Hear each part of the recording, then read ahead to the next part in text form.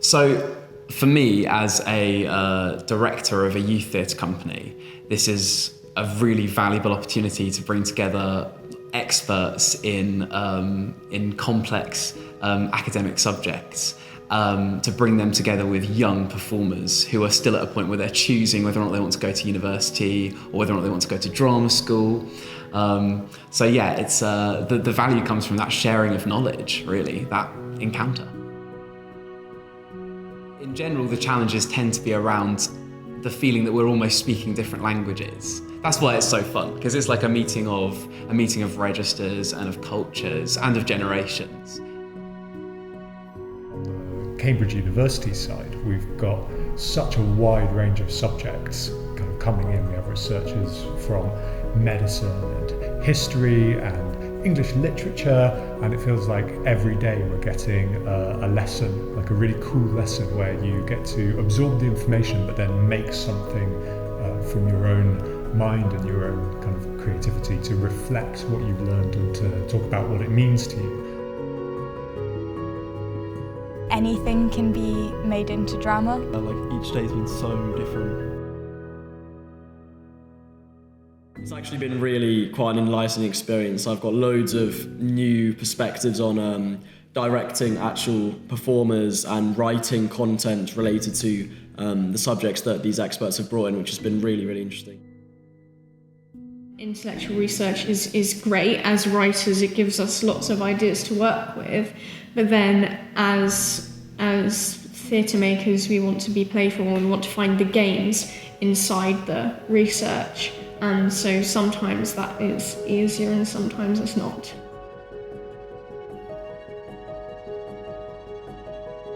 Once you sort of peel back the layers to it and find something that is very interesting and that poses as a question. A lot of the things we did was to find a question that can be answered on stage. How is environment represented? How do the risk scores mean that you have a good life? What is a good life? And stuff like that. And I think it's been very useful in sort of dissecting the research and finding something to make into drama.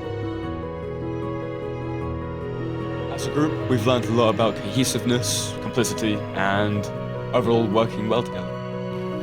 What I've learned from this project is how to think about things in a completely different way, like how to turn something biological into something dramatic or something scientific into a play, or just how to think about things completely differently.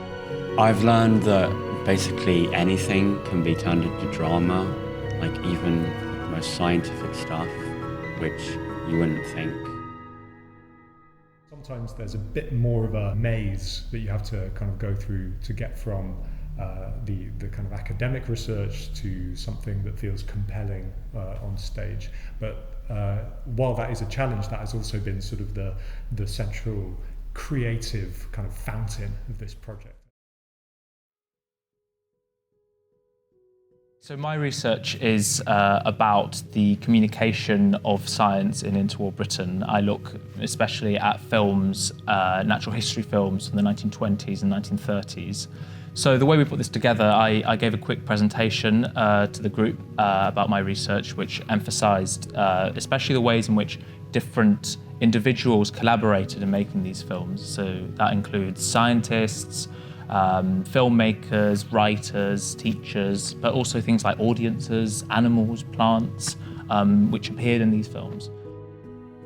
This project's been just really stimulating for me in terms of thinking about future collaborations. So I'd never imagined that I would collaborate with a theatre group to present my research. So I'm already thinking about, I've got loads of ideas about how I'd like to take that into the future.